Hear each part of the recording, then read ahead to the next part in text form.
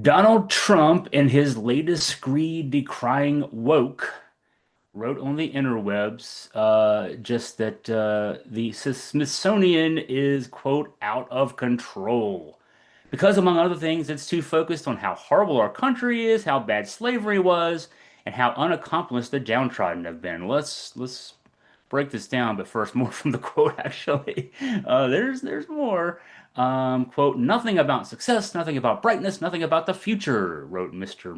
Make America Great Again, who went on to relate that he has instructed his attorneys to go through the museums to start the exact same process that has been done with colleges and universities where tremendous progress has been made, basically making everybody dumber.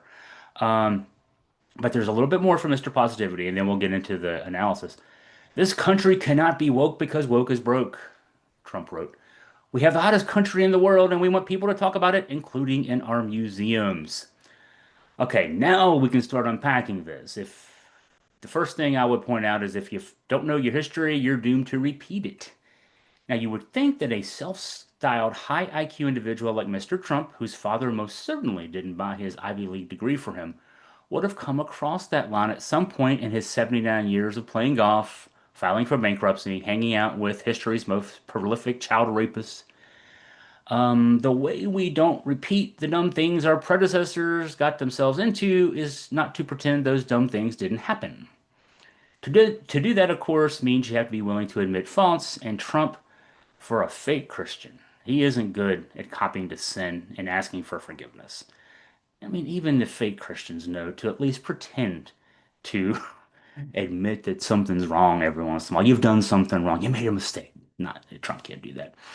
Dude honestly thinks he's never done a bad thing in his life. Now, next to the telling line in this screed, where Trump takes issue with the Smithsonian featuring exhibits on, quote, how bad slavery was. This is the one that everybody's paying attention to. This is from the guy who, with his father, systematically denied rental applications from blacks in the 70s. In the 80s, took out a full-page newspaper ad calling for the executions of a group of young black teenagers who were later exonerated in a rape case, and then insisted he had evidence that the country's first black president was born in Kenya in the 2010s. I mean, this is the guy saying we're complaining about how bad slavery was.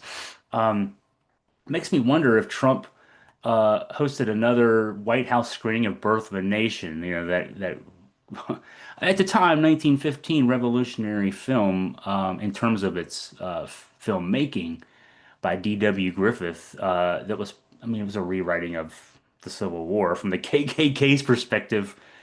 Woodrow Wilson, who is a native of Stanton, which I'm also a native of, born in a hospital in Stanton that doesn't exist anymore.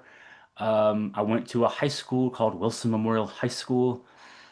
This Woodrow Wilson, this is what he had. He screened it in 1915 in the White House, and this is what he said as the final credits roll. At least he's reputed to have said. It is like writing history with lightning, and my only regret is it is also terribly true. Okay, so he was okay with rewriting history back in 1915. Here we are 110 years later. But no, Trump didn't watch a movie. There's no way he could sit through an entire movie. The guy's got an attention span of a gnat. Moving on, his quote about how unaccomplished the downtrodden have been is also rich coming from Trump. A failed son who has frittered away almost the entire who had frittered away almost the entirety of his inheritance before convincing NBC that he was still a billionaire, and then used the credibility created for him by that fake reality TV show to somehow get elected president. Still can't figure that one out. That's where he finally made money on his own for the first time in his life by monetizing his proximity to power. This guy is a nurse sending him home with the wrong family away from being a retired bus driver, and he dares talk about people being unaccomplished or downtrodden. All right, last point here, woke is broke. For the billionth time, the opposite of woke is ignorant. I mean, if you're woke, you're awake to reality. If you're not woke and you want to be, I mean, if you're watching this and you don't want to be woke, that's fine. It means you're asleep and you're ignorant. Time to wake up.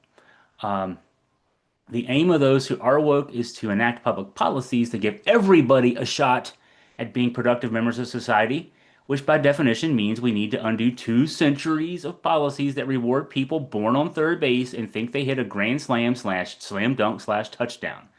I still can't figure out if you're still watching this and you're one of these folks, one, thanks for staying with me. But if working class, lower middle class whites let themselves be hoodwinked into thinking a paper billionaire who has never worked an honest day in his life is more like them, is more like you if you're one of these folks, than working class and lower middle class blacks and Latinos and single moms and LGBTQs that the white MAGAs are programmed into thinking is their enemy. How is that possible? We're all on the same side. We should be against the oligarchs who try to, basically they're distracting us with these crumbs while they're taking all the wealth for themselves and leaving us out here to struggle.